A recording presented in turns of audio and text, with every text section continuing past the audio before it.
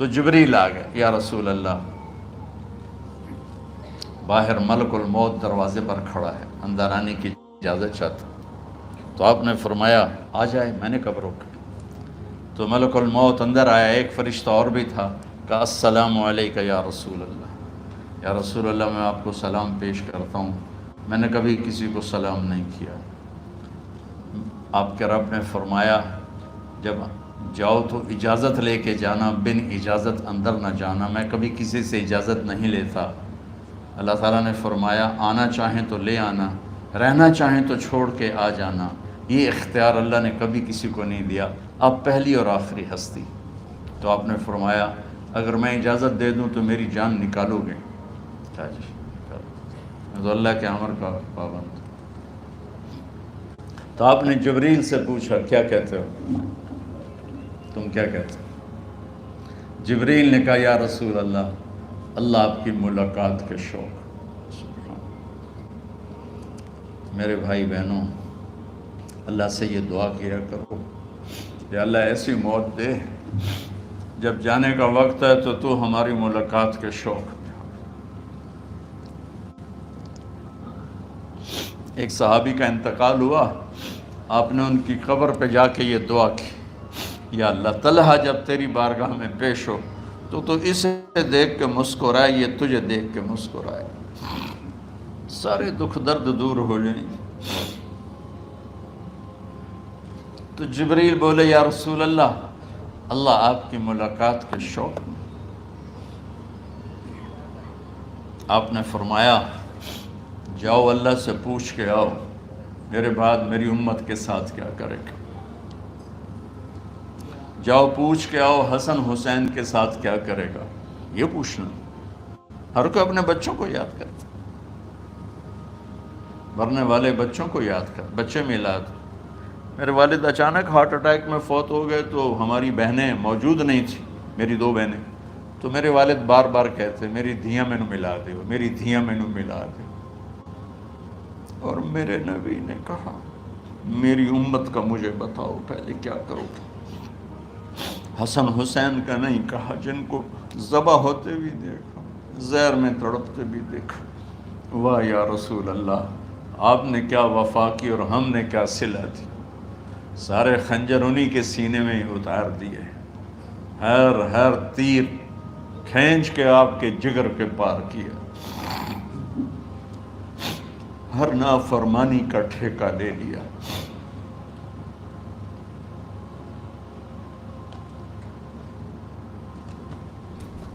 جاؤ پوچھ کے آؤ میرے بعد میری امت کا کیا کرے گا۔ تو جبریل جا کر پیغام لائے کہ اللہ تعالیٰ فرما رہے ہیں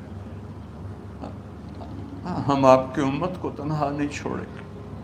میرے رب کی عزت کی قسم، خواتین و حضرات، میرے رب کی عزت کی قسم، میرے نبی یہ بات نہ اٹھاتے تو کوئی ہم میں خنزیر بنتا، کوئی بندر ہو جاتا، کوئی کتا ہو جاتا، کوئی سانپ بچھو بن جاتا۔ اللہ کی ہم سے کیا رشتہ داری؟ اس کملی والے پہ درود و سلام پڑھو جس نے اولاد کو پیچھے کر کے تمہیں اللہ سے مانگا، اور محشر کے میدان میں جب جہنم آ کے ایک چیخ مارے گی اور آدم سے لے کر عیسیٰ علیہ السلام تک ہر نبی کہے گا نفسی نفسی، ہر ماں باپ کہے گا نفسی نفسی، ہر بیٹا بیٹی کہے گا نفسی نفسی، ہر خاوند بیوی کہے گا نفسی نفسی، ہر بھائی بہن کہے گا نفسی نفسی۔ حضرت ابراہیم کہیں گے یا اللہ کسی کا سوال نہیں کرتا، میری جان بچا۔ عیسیٰ علیہ السلام کہیں گے یا اللہ میں اپنی ماں مریم کا بھی سوال نہیں کرتا، میری جان نفسی نفسی۔ کہ ہنگامے میں ایک آواز آئے گی امتی امتی۔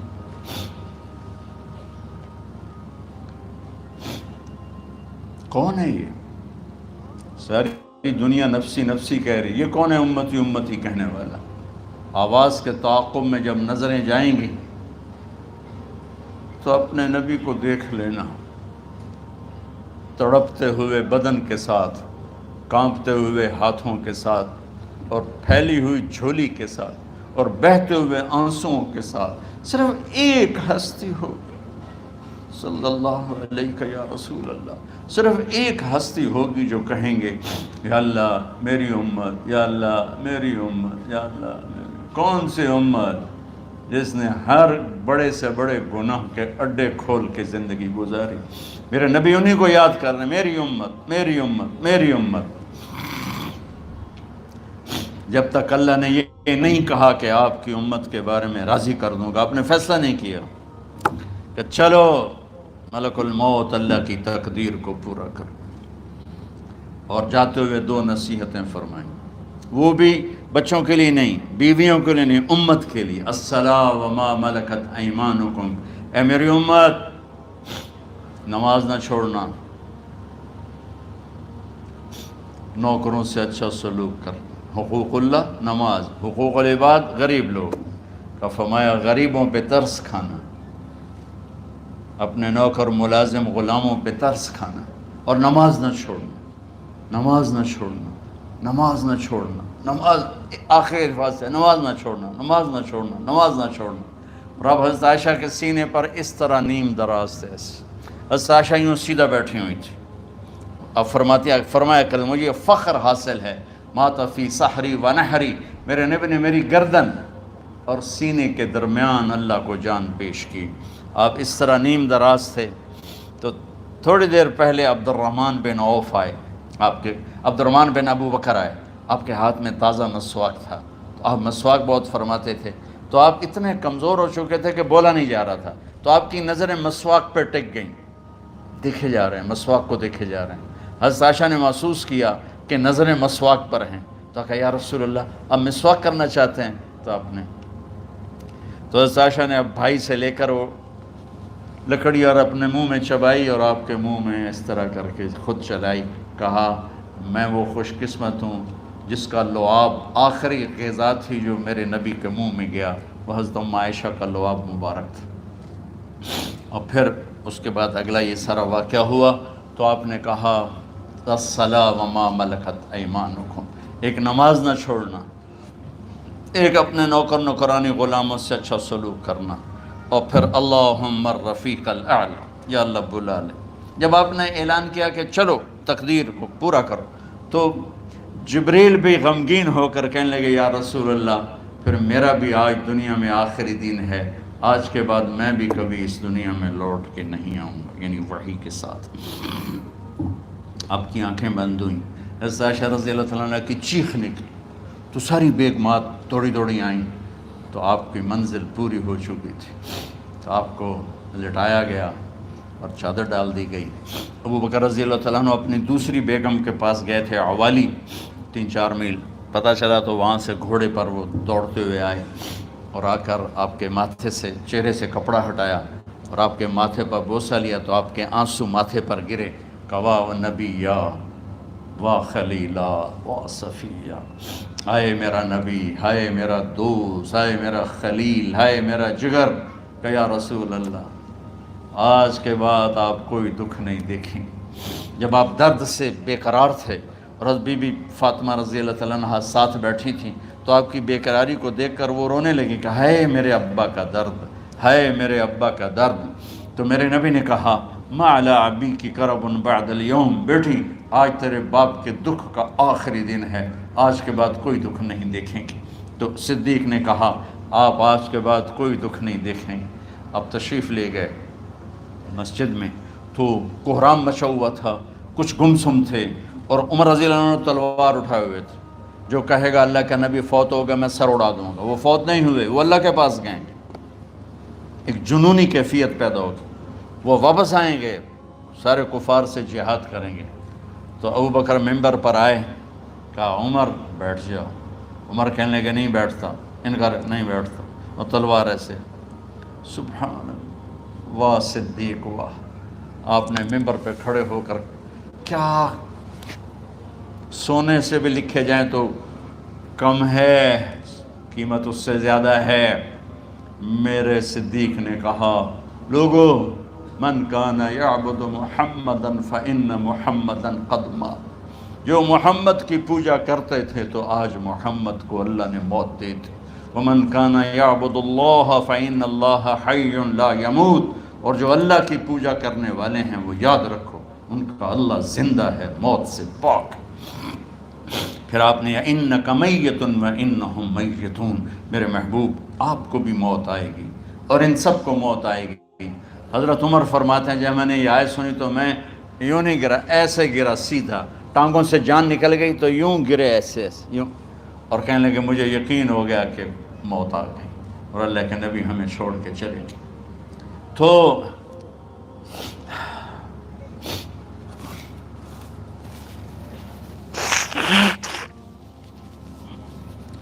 غسل کون دے، کیسے دے؟ اہل بیت نے غسل دینا تھا۔ آپ کے کپڑے اتار کے غسل دیا جائے یا جو آپ نے کپڑے پہنے ہیں اسی میں غسل دیا جائے تو پریشان ہے، کیا کیا جائے؟ سب پہ اونگ طاری ہو گئی، ایک دم سب کو نیند آئی اور غیب سے آواز آئی کہ ہمارے نبی کو کپڑوں سمیت غسل دیا جائے۔ آپ کے بدن مبارک سے کپڑا نہیں اتارے، کوئی اتارے نہیں۔ تو اس آواز پر سارے بیدار ہوئے۔ تو حضرت عباس، فضل بن عباس، شقران آپ کے غلام، اور اسامہ بن زید اور علی بن ابی طالب آپ کو غسل دینے والے تھے۔ حضرت علی آپ پر پانی ڈال رہے تھے اور فضل بن عباس جسم کو مل رہے تھے، اور حضرت علی ساتھ ساتھ روتے ہوئے یا رسول اللہ آپ نے ہی ہمیں صبر کا حکم دیا، اگر آپ ہمیں صبر کا نہ کہتے تو آج ہم دنیا کو رو کے دکھاتے، اور آج ہم دنیا کو اپنا غم دکھاتے کہ کس طرح غم کیا جاتا ہے۔ اور یا رسول اللہ آپ کے جانے پر وہ نقصان ہے جو قیامت تک نہ پہلے ہوا نہ بعد میں ہوگا کہ آپ کے بعد نبوت کا دروازہ بند ہو گیا۔ اس طرح پانی بھی ڈال رہے تھے اور روتے بھی جا رہے تھے، اور فضل بن عباس وہ آپ کے پہلو بدل کر ہاتھ مل رہے تھے، ہاتھوں سے مل رہے تھے۔ قبر کے کھودنے کا وقت آیا تو وہ لحد ہوتی ہے، کھڈا کھود کے پھر سائیڈ میں کھڈا کھودا جاتا ہے، اور ایک ہوتا اسٹریٹ جیسے ہمارے ہاں ڈال کے اوپر وہ سلیب ڈال دیتے ہیں۔ تو کیسے بنائی جائے؟ تو ابو طلحہ رضی اللہ تعالیٰ عنہ قبر بناتے تھے وہ والی لحد والی، تو فرمایا جو پہلے آ جائے گا نا وہی قبر تیار کر لے۔ تو ابو طلحہ پہلے آ گئے تو لحد والی قبر تیار کی گئی، اور آپ کے کفن دینے کے بعد وہی وہ سب چلے گئے۔ اس کے بعد باری باری اہل بیت، ان کی خواتین، ان کے بچے، پھر مہاجرین، ان کے خواتین، ان کے بچے، ان کے نوکر، پھر انصار، ان کی خواتین، ان کے بچے، ان کے نوکر۔ تو پیر اور منگل یہ 2 دن سارے گزر گئے، اور منگل کو عشاء کے بعد جا کر یعنی بدھ کی رات آپ کی تدفین کا وقت آیا۔ تو جب آپ کو قبر میں اتار دیا گیا تو مغیرہ بن شعبہ رضی اللہ عنہ کھڑے تھے، انہوں نے اپنی انگوٹھی اتار کے اندر پھینک دی لحد۔ تو پھر کہنے لگے علی کہ میری انگوٹھی نیچے گر گئی ہے، اٹھا لوں؟ ایک بہانہ کیا نبی کو بوسہ لینے کا، انگوٹھی پھینک کر فرمانے لگے علی وہ میری انگوٹھی گر گئی ہے، اٹھا لوں؟ سب دیکھ رہے تھے کہ پڑی ہوئی کہاں اٹھا لو۔ تو انگوٹھی کیا اٹھانی تھی، نیچے جا کر اللہ کے نبی کو لپٹ کے اور دھاڑ دھاڑ رونا شروع کیا۔ سب صحابہ کی چیخیں نکال دی۔ انگوٹھی تو ایک بہانہ ہی تھا، آخری شخص جس کا جسم نبی کے جسم سے ٹچ ہوا وہ مغیرہ بن شعبہ ہے۔ تو پھر سب نے شور مچایا کہ باہر نکالو، باہر نکالو، باہر نکلو۔ باہر نکلے تو اینٹیں لگائی گئیں، پھر مٹی ڈالی گئی۔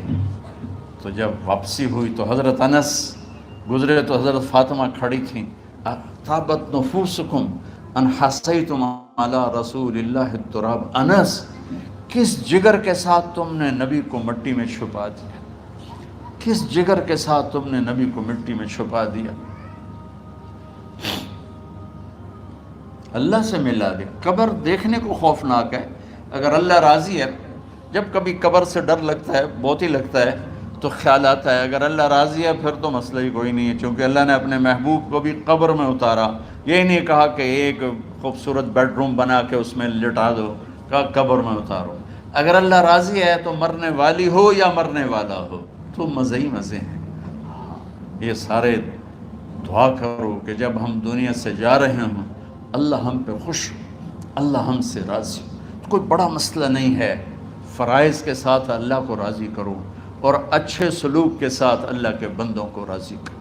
اپنی زبان کو خوبصورت بول کا عادی بنا، اس سے گالی، اس سے غیبت، اس سے چغلی، اس سے شکایت، اس سے تانے، اس سے طنز اللہ کے واسطے نکال دو، اور اس زبان کو میٹھے بول کا عادی بنا لو۔ کڑوے سے کڑوے زہریلے بولوں کو پی جاؤ، پی جا ایام کی تلخی کو بھی ہنس کے ناصر، غم کے سہنے میں بھی قدرت نے مزہ رکھا ہے۔